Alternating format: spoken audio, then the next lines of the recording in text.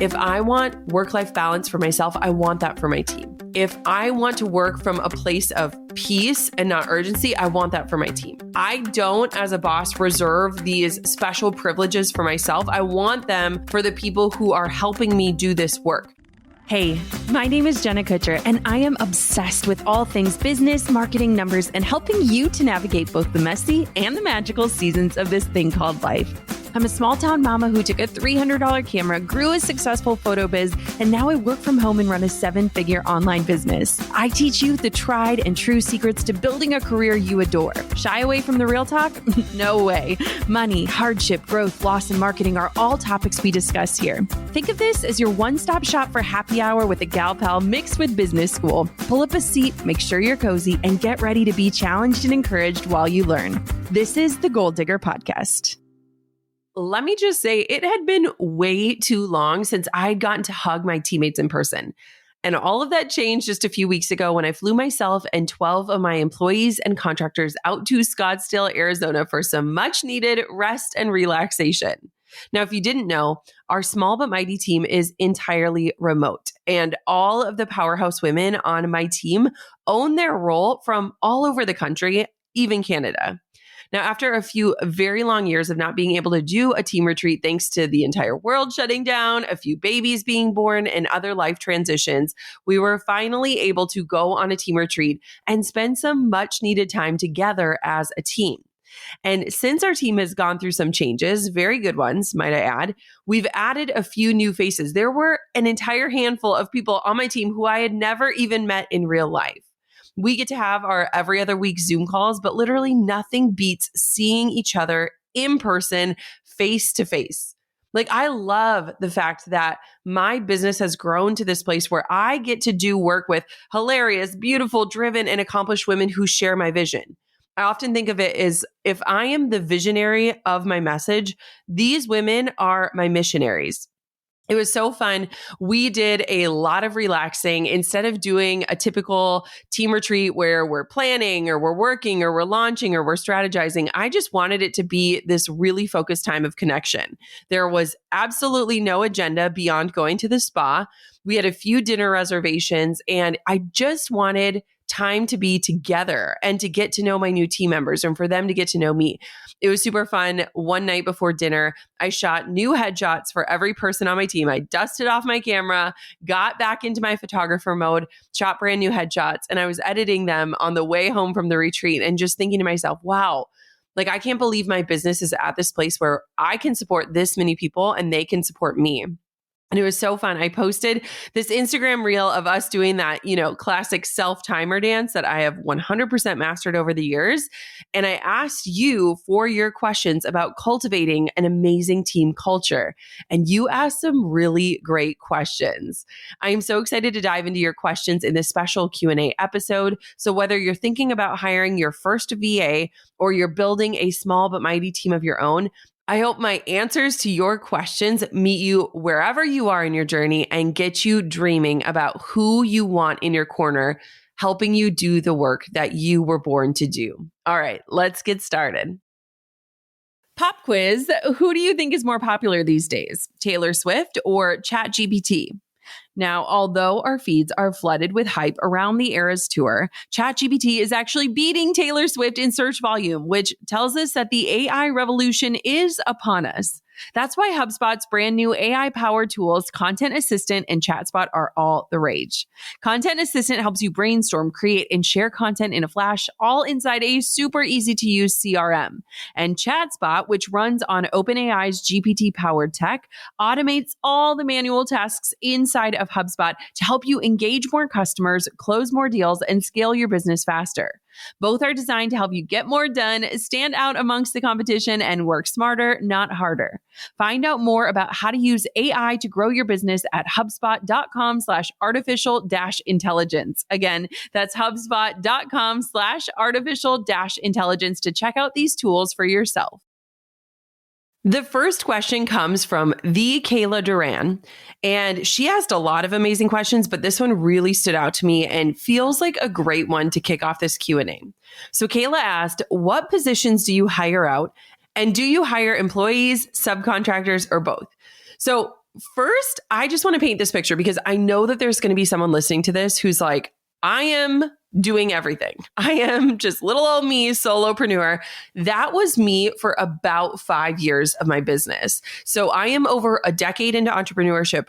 The first half of my business, it was me. I was wearing all the hats. I was white knuckling everything. I was resistant to get help.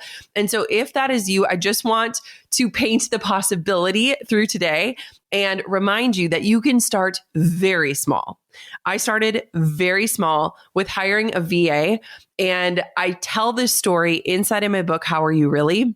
But I was so reluctant to hire a VA that my girl, Caitlin, had to reach out 4 different times offering her help and her services to me. And on the 4th outreach, I had just gotten the news that we had lost another pregnancy. And it was one of those times in your life where you're like, I need to be in the fetal position and I cannot respond to emails. Emails don't even matter right now. And so it took me getting knocked to my knees in order to like open my hands up and loosen the grip on white knuckling my business. And so you might be there. If you are, that is okay. But I love Kayla's question about what positions do you hire out? So let's start there. Let me break down the structure of my team right now, and then I'll kind of explain how I'm doing it in terms of employee versus contractor and how I approach that specific topic. So right now we have 5 people on my payroll, and we have about 7 to 8 people on retainer, or they are contractors. So when I look at my payroll, it's 5 people that I am paying salaries for. They are full-time with me. And then the rest are contractors. And typically speaking, the contractors are serving more than just me. I am not their only client, but they are an intimate part of our brand. So if we were looking at like an org chart for my business, right now, I would be at the top as the visionary and the CEO. And then right below me, we now have 4 project managers that own their specific area of the business. So we have a project manager for the podcast, for my online courses, for our content creation, and then for our affiliate partnerships. Now, this is kind of new for me. And what I'm thinking about and working with my team on is I likely need to get someone as a buffer between the project managers and me. And this is kind of a shift internally because my incredible integrator, Marissa, is moving into this project management position where she's going to manage all of our affiliate partnerships and launches. And that was out of a deep desire for her to move into more of a part-time role as a mom.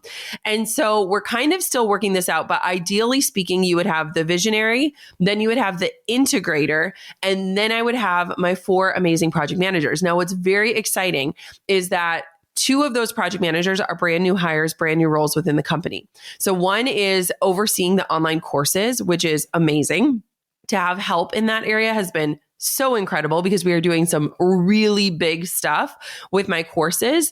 And then another new one is our content project manager, which now I'm like, how do we survive so long without this role? But essentially, Hannah is now overseeing all of the brand's content, making sure it's cohesive, making sure it makes sense, making sure that our emails are matching our Instagram posts, that the podcast is playing into the big overall content scheme. And it's been amazing. And then Marissa will be moving into her new role. So, I mean, theoretically, 3 out of 4 of those are brand new.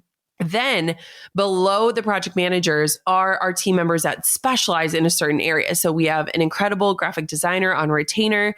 We have a copywriter on staff. And then we also have a support person who has been with me for nearly 7 years who handles all customer support, email support. Then if we're talking about contractors, now these are like experts in their area. And like I said, they typically have more clients than just me. So we have a Facebook ad strategist, we have our chat funnel strategist, and then we have our tech specialist.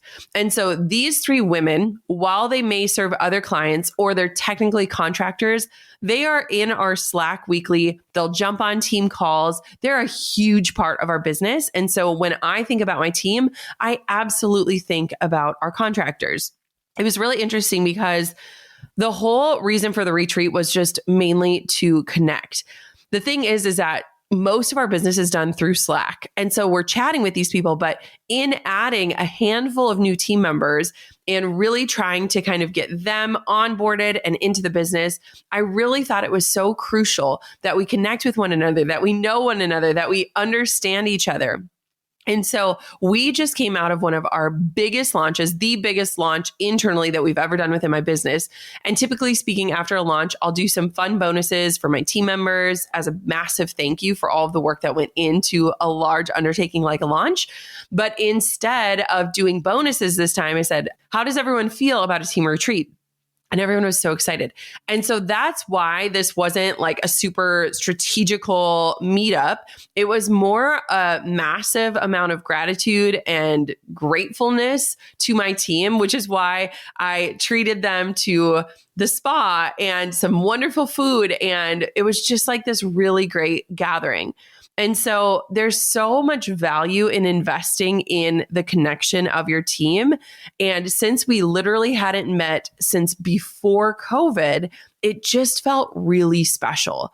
I think that as the visionary and the CEO, it's really important for people to know me offline and to see who I am offline and to have those conversations outside of Slack and to really connect with the brand and the mission and the message. But beyond that, I also think it's so crucial that your team is connecting with one another, that they understand each other, that they're learning about each other, that they value and respect each other. And it was just so cool to watch everyone mix and mingle. Something that I was so impressed by is with 12 women, most of whom have never met one another, there was 0 clicks. I would look over and people would be talking to different people. We sat by different people every single night. It was just this really beautiful meeting place. Like I can't even describe it.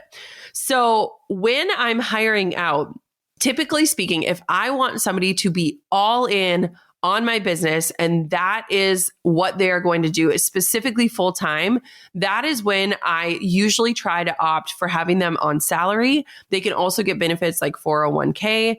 And if they are someone who, say, is part-time or they are serving multiple clients, then I generally like to keep that as a contractor. When I just recently did my hiring where I hired a few new people, I had very candid conversations with them about what is your preference? What is your goal here? What is your vision in growing with a company?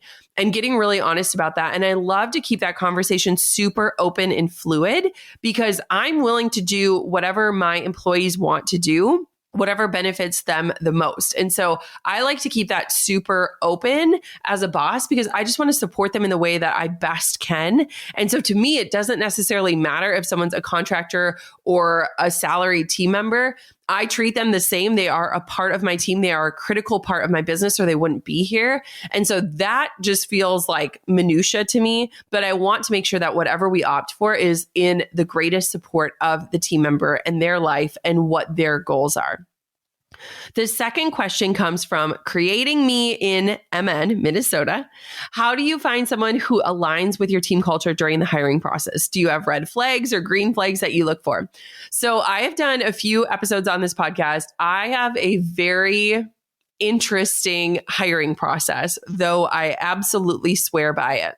So what was really interesting is in our recent round of hiring, we hired 3 new people who are all now project managers. And what was beautiful about this process is that 2 of them came recommended from someone else in my industry. A peer in my industry had some big team transitions in the last year. And so some of her past team members had applied for my positions. And what was amazing is that 1, I love my peer and I trust her recommendations. And 2, I knew that they had kind of a knowledge of this industry, this background. They understand this business model. And so what was amazing is when I posted that I was hiring, she reached out to me and was like, I have the perfect people who are very interested in working for you. And so that very much simplified the process. However, that has never happened before. So if you're listening and you're like, well, good for you, but how does this make sense for me? Let me share the other process that I still followed through on. And it still works. So I swear by LinkedIn for hiring. I love LinkedIn because a lot of times when we go to hire, we have to think about like, oh my gosh, I need to create an application. Then I need to ask all these questions. Then I need to know how to analyze their answers. Then I need to figure out, do we want to get on the phone call? Then I need to do, and it's like all of these really overwhelming steps that kind of paralyze you from ever beginning.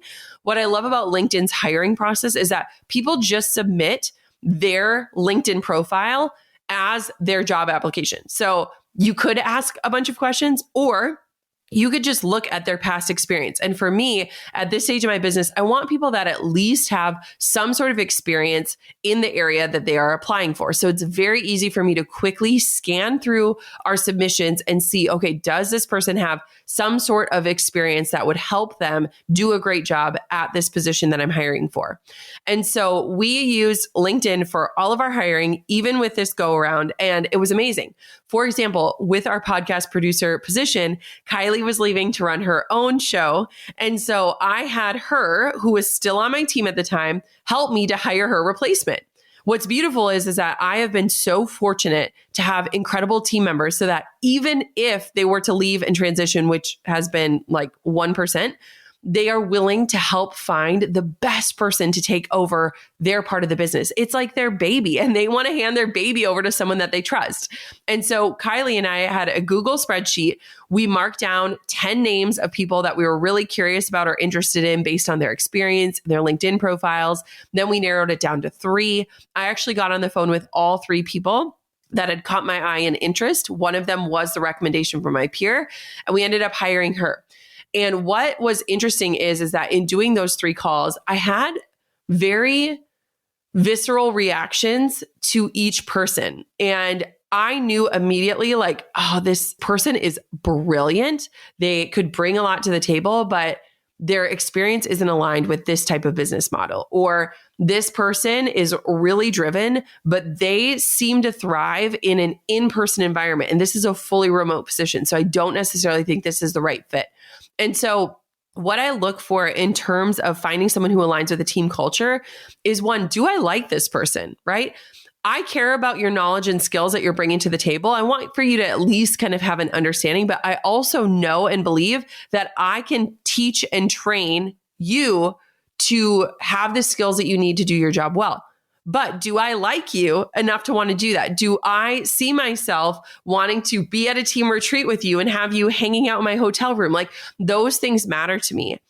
And I also look for things like good work ethic, but also balance. Our team has a really fascinating culture, which we're going to talk about in just a minute. But I want my team to have full lives, and their lives are going to include their work, but I don't necessarily want people whose lives revolve around work. I think that's great. Like, as a boss, you're like, that's so cool. But at the same point too, that's going to lead to burnout. And I don't want people on my team for a hot minute. I want people to grow and evolve as the brand grows and evolves. Most of my team members now have been with me for over 4 years. Our turnover rate is nearly non-existent. And I think that that's a really powerful thing, especially in this day and age where most people transition out of jobs every 2 to 3 years. And so when I am thinking about team culture, I am thinking, okay, is this person in it for the long haul? Do they understand me, my brand, and my mission? Are they familiar with the ways that we serve? Do they understand this business model, and does it make sense to them? And are they strategic in helping us evolve? It's been really fun having some new people on the team, because one thing that I pride myself in and our team in is that we are so good at implementing. We will create an SOP, a standard operating procedure, or, a framework. And man, we are so good at following through. But what I love about having new people is oftentimes they'll have new ideas. They'll challenge our way of thinking. They'll bring something exciting to the table or an experiment to the table. And I love that. And so it's been really fun having this fresh energy on the team and taking kind of, here's what has worked for us. Here's what's working for us. What else do we want to try? What do we want to do? And so your gut and your intuition are so powerful. And if you are in tune with them, I feel like the hiring process can be a lot more simplified than we make it out to be. I have hired people for roles that they didn't even apply for because I knew in my gut that this person would add value to the team and that I wanted them to grow with the team. For example, Brooklyn, who is my copywriter, she is one of the most hilarious people I've ever met. She is incredible. She applied for my podcast producer position nearly 5 years ago. She would have made a terrible podcast producer. Brooklyn, I love you, but you also know this. She is the most incredible copywriter on the planet. She is a Swiss Army knife with words. She has helped me on so many different projects. It is incredible what she can do. What's fascinating is that she applied for an entirely different position. And when I interviewed her for that position, I knew that I needed her on my team. I didn't even have an open position at the time. I created a position for her. And now she's been with me for 5 years. And I could not imagine my business without her. But as a leader, it's so important to pay attention to your intuition and to really like ask yourself, like, can this person add value and what does that value look like? And am I willing to grow with them as they learn how to do that? And if those answers are yes, then hiring is an amazing move. Quick recommendation for you. If you love Goal Digger, check out My First Million, hosted by Sam Parr and Sean Purry. Brought to you by the HubSpot Podcast Network, My First Million features guests like Alex Hormozi, Sophia Amoruso, and Rob Dyrdek. They're sharing their secrets on how they made their first million and how to apply their learnings to capitalize on today's business trends and opportunities. I was just listening to them talk about Sean's AI planned dinner with tech billionaires, something I cannot relate to, but I am utterly curious about.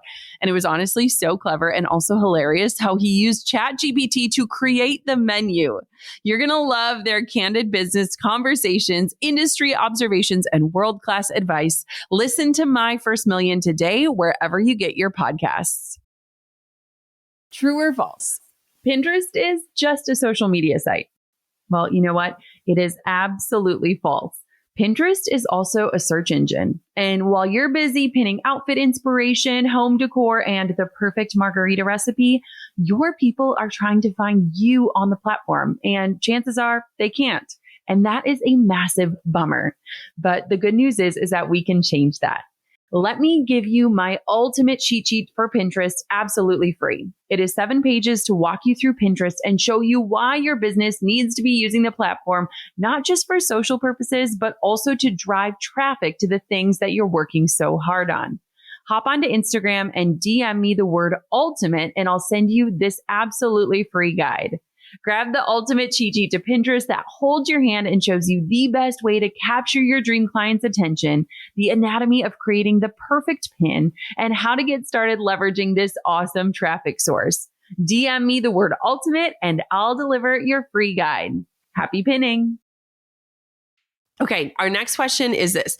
Cecilia Jewelry asked a juicy question. So she said, how do you lead while being a friend to your employees? Have you found the balance between the two, or have you had to separate work and friends and not let the two overlap?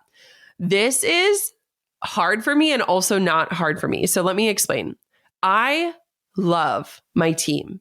I love my team. I love every single person on my team. I would go on a girls' trip with each person on my team. Like, I love my team so much. And I feel like what's so interesting is when I'm around other people who have similar sized businesses, they do not feel that way. Now, I probably cross boundaries unintentionally in the sense of like, they are my friends and they also work for me.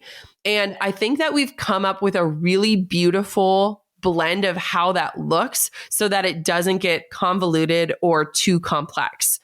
I end my team calls saying, I love you. Like, I genuinely love, respect, appreciate, admire my team so much.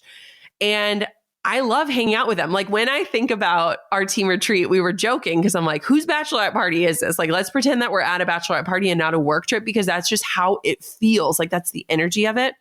So here's how I think that we separate this well, is that I've gotten so much better at this because of my team member, Marissa, but I am someone who immediately jumps to business. Like, when I craft an email, I am like all business, and then I have to go back to the beginning and be like, hello, so-and-so, I hope you had a wonderful weekend with your family. And then I jump into business. Like, I have to add in like that personal outreach part before I go into business, because naturally speaking, when I open up my laptop, my brain goes straight to business. And so within our communications, we're very mindful of like human first, work second. But when it comes to our friendships, I do not text my team about work. And I'll talk a little bit more about this. But if we are communicating just as friends, no work talk, that's when we'll text. So for example, Marissa and I on my team, we talk every day. And over the weekend, I miss her. Like, I'm used to talking to her all day via Slack. So sometimes on the weekend, we'll text each other like, how are the kids? What are you up to? How's your weekend going? We do not talk about work in that way. And so there is that separation there. But I will say that as someone who is running a personal brand and business, to me, I think it is so important that my team feels connected to me and feels connected to the mission that they are helping spread out into the world. And I don't want to just be seen as a boss. I want to be respected as a boss, but I also want to be there to walk through life with them. Because if I want them to be on my team for multiple years, there is going to be a lot of life happening. And if life is going to come first and business is going to come second, then there has to be that level of friendship. So it's a very fine line to walk. I'm sure that there are people listening to this that are like, that is not good. Like, you should just be this boss figure, but that's just not who I am. And that's not how I lead. Autumn Rose Interiors asks, how do you stay super effective and world-class in the work you all produce while also valuing flexibility and work-life balance as a remote team? So first off, I just love that world-class comment. I don't feel that, but I receive that. Thank you. So this is great. So how do you balance being super effective and flexibility and work-life balance? So here is what I will tell you. We are always working ahead. So for example, we are right now, as we speak, over a month ahead in terms of everything. Content creation, podcast production, we are always working ahead. And I believe that in anticipating the future needs, we are able to be more present, less urgent, and have so much more balance. Because even if we start to get stressed about something, chances are that something is happening 3 to 4 to 5 to 6 weeks in the future. And when we remind ourselves of that, we can take an exhale, take a beat, and remember that nothing here is urgent. And so I believe that we are really effective and we follow these frameworks that we've created within our business to a T so that everything is done up to the standard which we hold. But we also are anticipating the future needs. Therefore, we are not rushed in the present. And I think that is the secret sauce to everything. I have been behind the scenes of brands that you know and love. I've been in the offices of companies that you've probably given your money to. And I've seen the level of stress and burnout and urgency and panic. And like, that is not an environment. Even saying those words, I have this like reaction in my chest. That is not the environment that I want to work in. And that is not the environment that I want for my team. Something that I often come back to for myself and my team in my life is that the things that I want for myself, I also want for my team. If I want work-life balance for myself, I want that for my team. If I want to work from a place of peace and not urgency, I want that for my team. I don't, as a boss, reserve these special privileges for myself. I want them for the people who are helping me do this work. And so it's been really big in terms of like anticipation and planning and just creating that culture of like, we are always ahead. That's just how we work. That is what we do. We love to be ahead. And the other thing is that having these boundaries around communication and expectation. So like I said, we only use Slack to communicate to one another. So if you aren't aware, Slack is on our computers. You can have it on your phone. I do not require my team to have it on their phone. I do not require my team to have notifications turned on. And we are super respectful at doing things like scheduling messages. If we're working late at night, we schedule the message to drop during business hours the next day. We're very mindful of noticing if someone has their light green, which means they're on, or their light off. We usually preface almost every single message with, this is non-urgent, but can you take a peek at this when you have a moment? So again, just communicating, take your time on this. It's not urgent. And then if we want to use our cell phones for work, in the sense of like, if I need to voice text you something or if I need to call you, we ask for permission first in Slack. And then when the person says yes, then you can get on the phone with them. The reason why is at any given moment, my children can come running into my office. And if my phone is always being used for work, I am constantly being taken out of my life. And again, what I want for myself is what I want for my team. I don't want my team to be on a coffee date with their mom and all of a sudden their phone is blowing up and now their brain is not with their mother, it's on work. I want to protect people's peace and I also want them to have a life outside of work. And so having those boundaries and that communication and expectation around what that looks like has been so huge. And there's just this deep level of respect for one another when we approach work that way. We also are really good at connecting and empowering one another. So something that's been really interesting with hiring new positions is figuring out, okay, how much do we lead? How much do we empower them to figure it out themselves? What does that look like? How do we set those expectations? And so it's been this process of figuring out, okay, this is now your area. You own this area, but I don't expect you to know everything right off the bat. So if you have questions, come at me with your questions. Let me make sure I can guide you in a way that allows you to have that sense of ownership. So something that's been really great is having my new team members send me, here's my priorities for the week. Here's what I'm working on. Here's what I'm going on. Do these need to be adjusted? And just learning to think in the way that I might be thinking about their role or their position or the tasks that they need to complete. And then teaching them, okay, here's how I would look at this. Here's what I would think about when doing this. And I was on a mastermind call the other day with some other female entrepreneurs. And one of them was talking about how I have to review everything. My team isn't getting it right. It's just like double work for me. And I was like, well, when you review it, record a video of you reviewing it and explain why you're changing things or what you're looking for or why it isn't formatted the way you want it formatted, and empower them. Your team wants to do things right. They want to hand over the finished product and have that gold star on it. And if you are constantly cleaning up behind them, but not explaining what you're cleaning up or why you're doing it, you're not empowering them to understand that. And so I've had to catch myself with new team members being like, okay, let me just walk you through why I'm doing it this way. And what's amazing is that they're so excited to understand that then the next time they come back, it's better. And it keeps getting better and better and better. And so connecting and empowering the team to one another. So saying, hey, go to this person if you need help on this, or this person understands how to do this, ask them those questions. So connecting them to each other so that they're not always tethered to me. And then also finally is using a project management software where everyone is in it. Everyone is utilizing it. Everyone understands it. So we use Monday.com. If you want to see how we use it, go to JennaLovesMonday.com. That's JennaLovesMonday.com. It is amazing. We have been using it for over 4 years. I swear by it. It is always open on my computer. It is where we manage every project from start to finish. I can see exactly what my team is working on. My team can add tasks to my to-do list when they need me to review something or to add input to something or to outline something. And so everyone is on that system, and it just helps to create this simplicity and this ease so that at any given moment, I can log in and know exactly where my team is at and what they're doing. And even if you are listening to this and you are a solopreneur, getting a project management software where you are utilizing it is an amazing first step at almost hiring a virtual assistant who is the software. But this will allow you, when you make that first hire, you have a system where you can just hand it over to someone else. They can adopt it. They don't have to be a mind reader in order to be successful. And so Monday.com has been what we swear by. We love it. We use it. It is beautiful. It is customizable. It is amazing. And we tried all of the other ones, and that was the one that we really loved and have stuck with for years. Okay, the last question that we got, and this was a big question. So Kat Caldwell Myers, Sequoia Health Primary Care, Creating Me an MN, all asked, how does our team handle conflict?